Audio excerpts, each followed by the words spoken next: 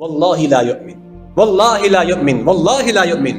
نبی صلی اللہ علیہ وسلم نے 3 بار یہ بات بیان فرمائی، اللہ کی قسم ہے وہ بندہ مومن نہیں، اللہ کی قسم ہے وہ بندہ مومن نہیں، اللہ کی قسم ہے وہ بندہ مومن نہیں۔ 3 بار نبی صلی اللہ علیہ وسلم یہ بات بیان فرمائیں اور قسم اٹھا کے بیان فرمائیں۔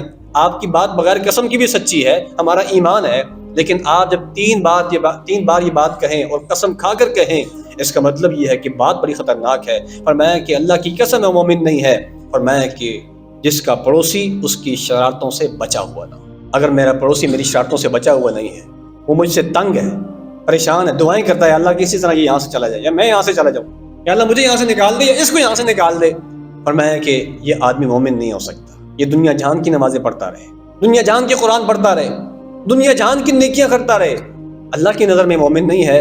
اپنے آپ کے بے شک نام یہ آئی ڈی کارڈ پہ جا کے مومن خان لکھوا دے، اس سے کوئی فائدہ نہیں ہوگا، اس سے کوئی فائدہ نہیں ہوگا۔ سامعین محترم، ہمیں سوچنا چاہیے کہ ہم اپنے پڑوسیوں کے ساتھ کیا کرتے ہیں۔ واللہ لا یؤمن، اللہ کی قسم بندہ مومن نہیں۔ اور ایک حدیث میں حضرت ابو ہریرہ فرماتے ہیں، یہ ادب المفرد کی روایت ہے، مسلم احمد کے اندر ہی موجود ہے، فرماتے ہیں کہ رسول اللہ صلی اللہ علیہ وسلم کے سامنے ایک عورت کا تذکرہ کیا گیا۔ تذکرہ یہ تھا کہ یہ عورت بہت زیادہ نمازیں پڑھنے والی ہے، بہت زیادہ روزے رکھنے والی ہے، بہت زیادہ سب کا خیرات کرنے والی ہے، لیکن اس کے اندر ایک بیماری ہے کہ یہ اپنے پڑوسیوں کو تکلیف پہنچاتی ہے، اپنے پڑوسیوں کو پریشان کرتی ہے، پڑوسیوں کو تنگ کرتی ہے۔ اللہ نے کیا فرمایا، اللہ کے رسول نے کیا فرمایا، ہی فی النار، وہ جہنم میں جائے گی۔ اللہ اکبر کبیرہ۔ کہاں گئے نمازیں اس کی، کہاں گئے اس کے روزے، کہاں گئے اس کو صدقہ خیرات، فرمایا ہی فی النار، وہ جہنم میں جائے گی۔